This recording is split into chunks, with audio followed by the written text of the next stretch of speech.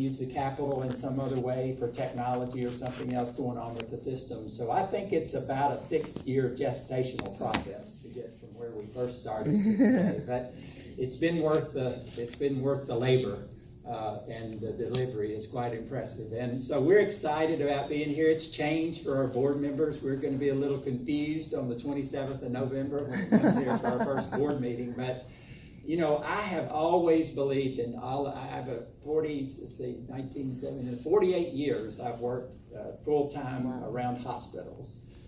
And it always fit for me that healthcare and what we did in our hospitals was the connecting point between Christ's healing ministry he left on earth and those in need of healing, you know, and I always felt like we stood in that gap. And it's no more important anywhere than it is with your board.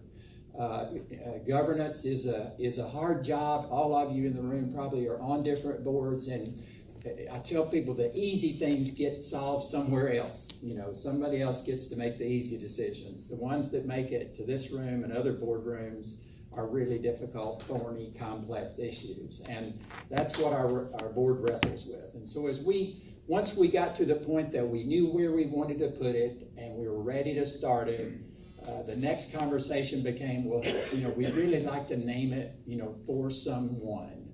And we gathered a group of community leaders and board leaders. It was a small group, and just kind of threw it out on the table. You know, who can we think of that would represent governance, leadership, faith,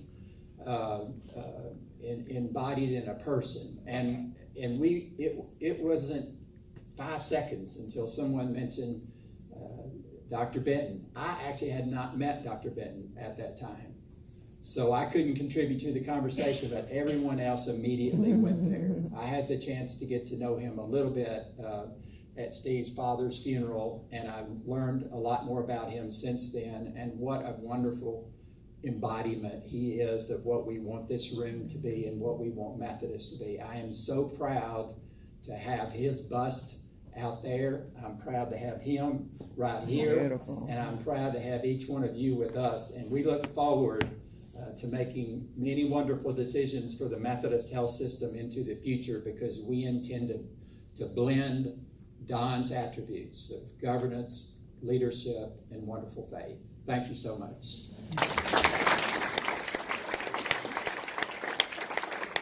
Thank you, Stephen.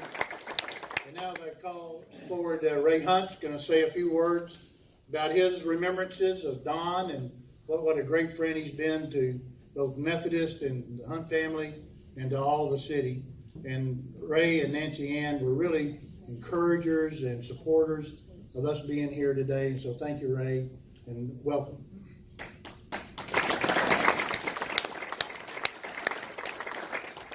Thank you, Jim, and let me say that I'm speaking on behalf of Nancy Ann and me.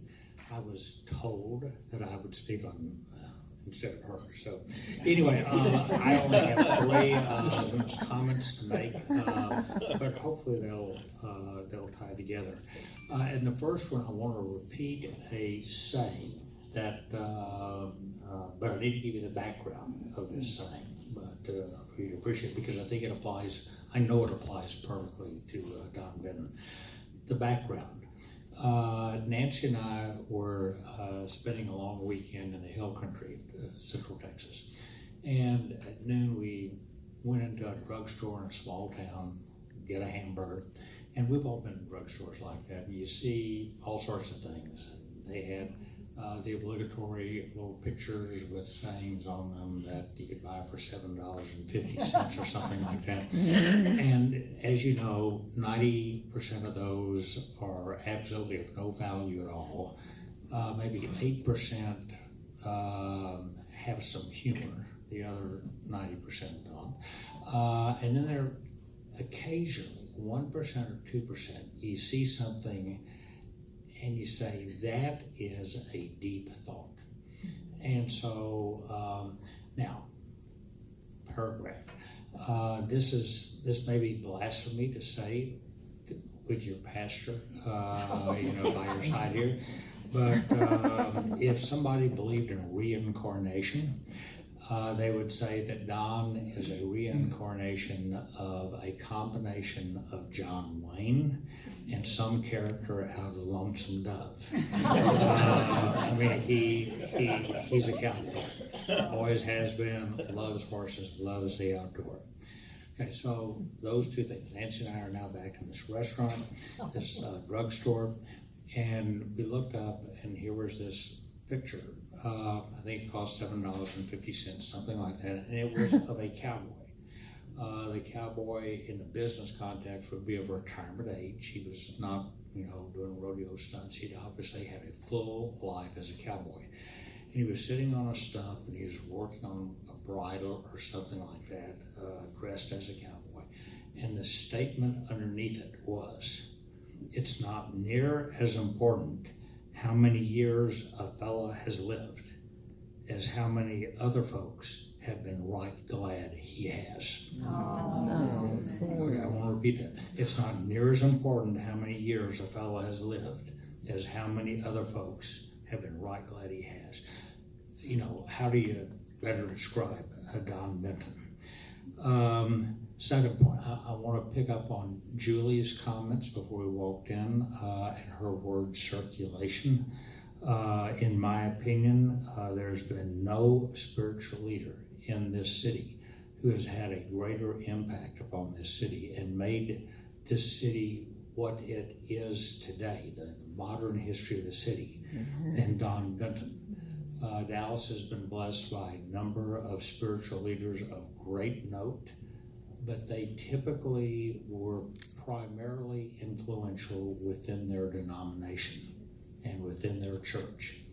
In the finest tradition of Methodism, Don Benton circulated. He was everywhere. Bob Folsom and Eric Johnson, the two finest mayors we have ever had as a city, in my opinion.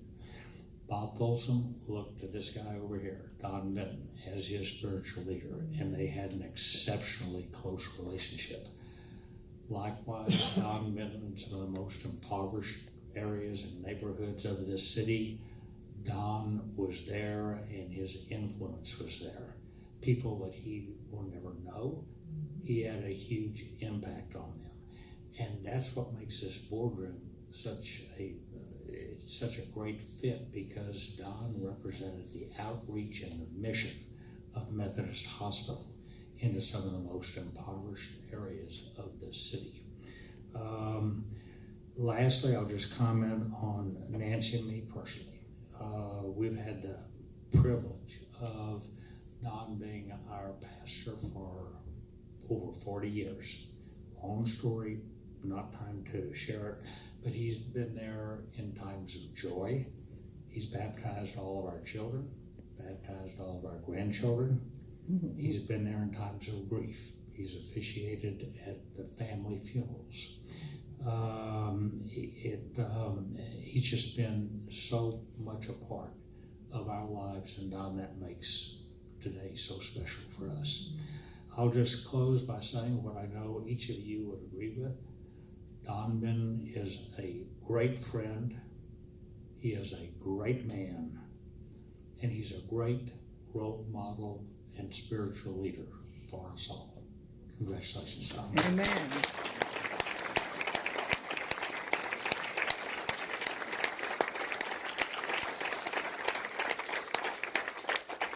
Thank you, Ray. Now, as we conclude our program, preacher always gets to preach. Don, if you'd like to say a few words, we'd love for you to. Of course.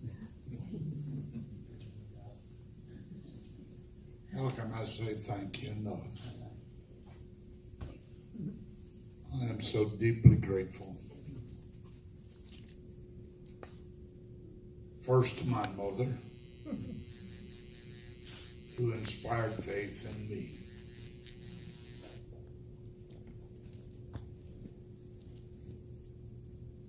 And then my mother-in-law, after my mother died,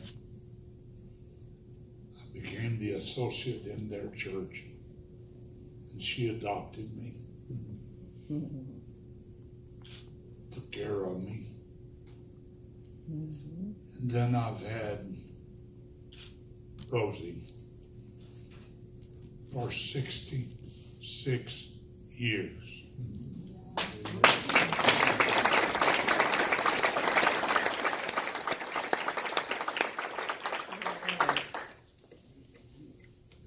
We've all heard the saying, you don't become who you are unless you give credit to those whose you are. And I give credit to God, to my family, and to all of you as dear friends, having given me the opportunity that God saw something in me that others may not have at first. In fact, the night I was called to preach was a surprise to me. I was going to be an athlete. I played veteran football and basketball. I was going to go to Kilgore and try to become a coach and later care for young boys who grew up without their fathers like I did. But that night, for some reason, the Lord saw something in me.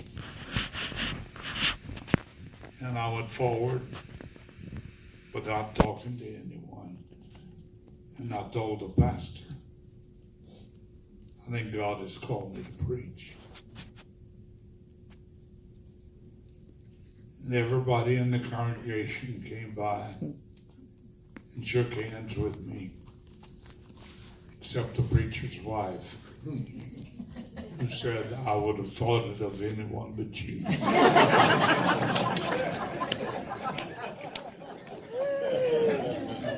And as Steve said, that was 70 years ago. But experiences like this, you can only be thankful to God for the ways that He calls all of us to be in ministry to others as He was to us in His Son, Jesus Christ. And so I give Him all the glory. Amen.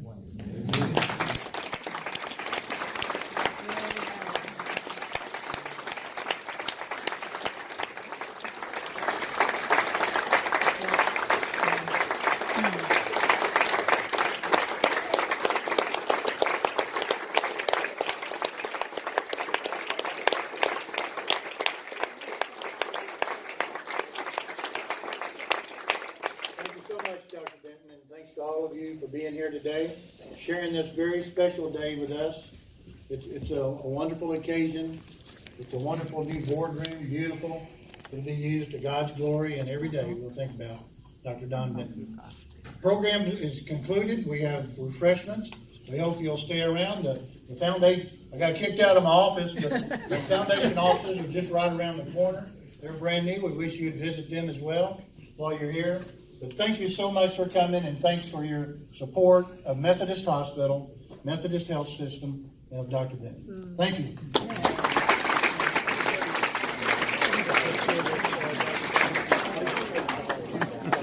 Say thank you, Mom. Thank you, Mom.